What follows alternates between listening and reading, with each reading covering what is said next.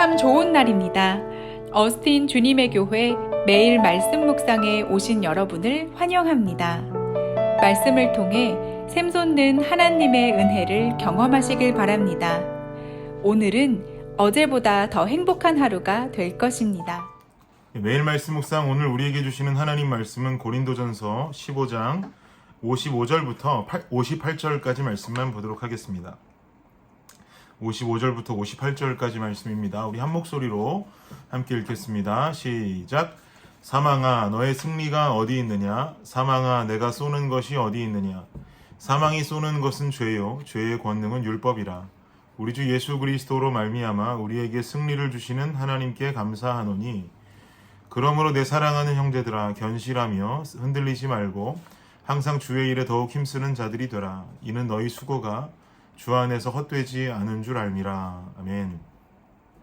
네, 우리는 늘 건강에 대한 염려를 하면서 살아갑니다. 특히 병원에 가는 것이 쉽지 않은 미국에 살고 있는 이민자들은 그 건강에 대한 염려가 더욱 크다는 것을 느끼게 됩니다. 혹시라도 내게 이런 질병이 있으면 어떡하나, 그리고 그 질병이 아주 큰 병이어서 삶을 살아가기에 힘들게 된다면, 혹시라도 내가 죽게 된다면 어떻게 할까라는 생각과 염려를 안고 살아갑니다. 죽음 앞에 자유로운 사람은 아무도 없겠죠. 누구에게나 있어서 죽음이라고 하는 것은 두려운 존재이고 염려가 되는 부분이 될 것입니다. 예전에 사랑의 교회 고 옥하는 목사님의 설교를 들으면서 이런 이야기를 들은 적이 있습니다.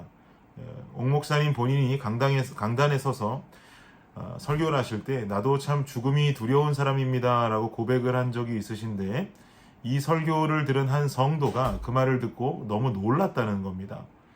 놀란 이유는 뭐냐면, 옥하는 목사님과 같은 대한민국의 영성 있는 목사님도 죽음을 두려워하시는구나.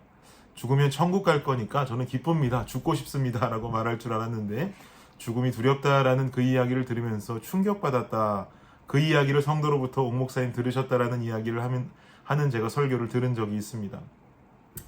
그렇습니다. 제 아무리 목사님이라 할지라도, 그 목사님이 유명한 목사님이라고 할지라도 죽음 앞에 자유로울 수 있는 분은 아무도 없습니다. 그러나 성경은 우리에게 말씀을 통해서 한 소망을 안겨줍니다. 오늘 본문 56절 보십시오. 사망이 쏘는 것은 죄요, 죄의 권능은 율법이라 라고 말씀하죠. 사망이 쏘는 것은 죄라는 것입니다. 사망의 타겟은 죄이다. 그러나 우리 모두는 예수의 피로 구속함을 받은 하나님의 백성들입니다.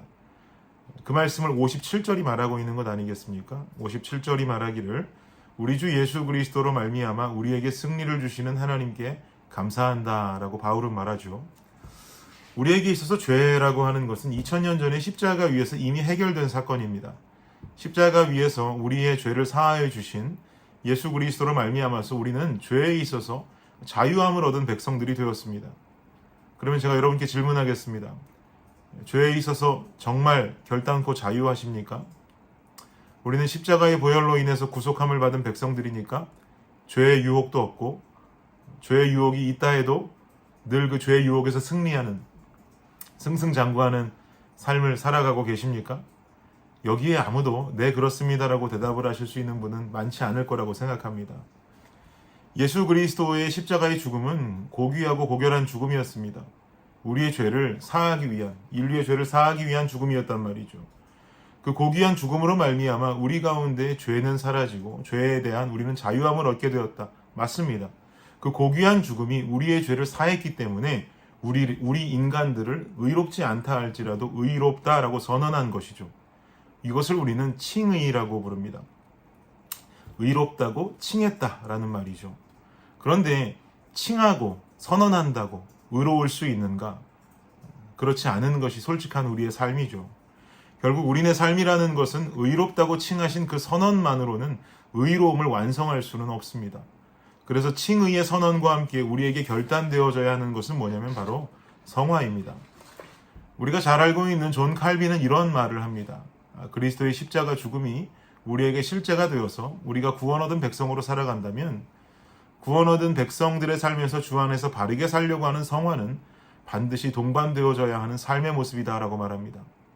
맞습니다. 우리에게 있어서 주 안에 올바르게 살려고 하는 성화의 모습은 칭의를 얻은 백성이라면 반드시 동반되어져야 하고 나타나야 하는 모습이 되는 거죠. 그래서 오늘 본문은 사망은 죄와 관련이 있는 것이니 너희는 사망에 대하여 아무 괴념치 말고 자유롭게 살면 된다 라고 말하지는 않습니다. 이어지는 58절 보십시오. 그러므로 내 사랑하는 형제들아 견실하며 흔들리지 말고 항상 주의 일에 더욱 힘쓰는 자들이 되라. 이는 너희 수고가 주 안에서 헛되지 않은 줄 알미라. 내 사랑하는 형제들아 견실하며 흔들리지 말고 항상 주의 일에 더욱 힘쓰는 자들이 되라. 여러분 이거 한 단어로 줄이면 뭡니까? 이게 성화죠. 이게 성화의 삶입니다. 우리는 예수를 믿고 죽음 이후에 부활이 있음을 믿는 신앙인들이지만 늘 죽음의 염려는 안고 살아갑니다. 이 염려야 사라질 수 없겠죠. 이 땅에 내 자녀가 있고 내 가족이 있고 내 부모가 있고 그들과의 이별이 고해지는 시간인데 어떻게 그 죽음의 시간이 염려되지 않고 걱정되지 않을 수 있겠습니까? 그러나 이 염려가 우리 안에 있는 소망을 사라지게 해서는 안 됩니다. 죽음의 염려와 부활의 소망은 아무런 관계가 없습니다. 염려는 내 안에 생기는 인간적인 근심이겠지만 소망은 하나님이 우리에게 허락하시는 열매이기 때문에 그렇습니다. 그러면 우리는 이 소망을 어떻게 취할 수 있을까요? 사망은 죄를 타겟하고 있으니까 우리는 예수 그리스도의 십자가의 의로움을 입은 자들로서 성화의 삶을 하루하루 살아갈 때 우리 안에 그리스도께서 허락하시는 소망이 존재하게 되는 것입니다. 그래야 우리가 속해 있던 죄 가운데에서 멀어질 수 있기 때문입니다. 견실하며 흔들리지 말고 항상 주의 일에 더욱 힘쓰는 삶을 살아갈 때 이런 성화의 삶을 살아갈 때 허락되는 소망이 있단 말이죠. 그러니까 죽음의 염려가 있다고 해서 동시에 부활의 소망이 없는 자라고 자책할 필요 없습니다. 그것까지 염려할 필요 없습니다. 누구나 죽음의 염려는 있습니다. 그러나 이 땅에서 주어진 그리스도인의 삶을 최선을 다해 몸부림치며 살아갈 때 우리는 분명히 천국을 향한 소망과 부활을 향한 소망을 가진 성숙한 그리스도인들로 성장하게 될 것입니다.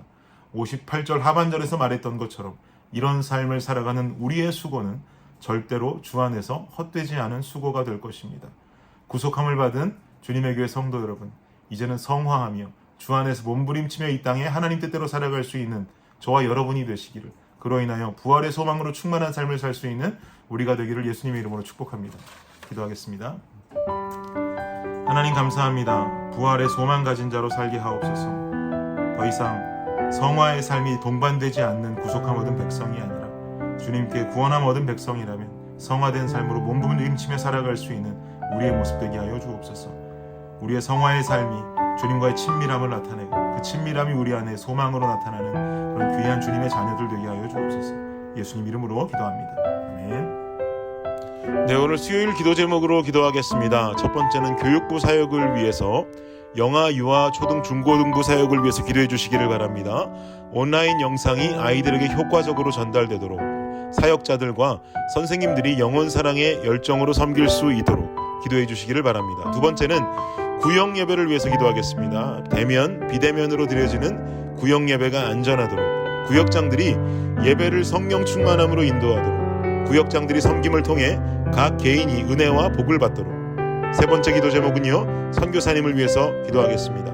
알래스카의 이용래 목사님, D국의 김재문 선교사님, 이국의 새벽이슬 선교사님을 위해서 이 시간 한 목소리로 기도하는 시간을 갖도록 하겠습니다. 기도하겠습니다.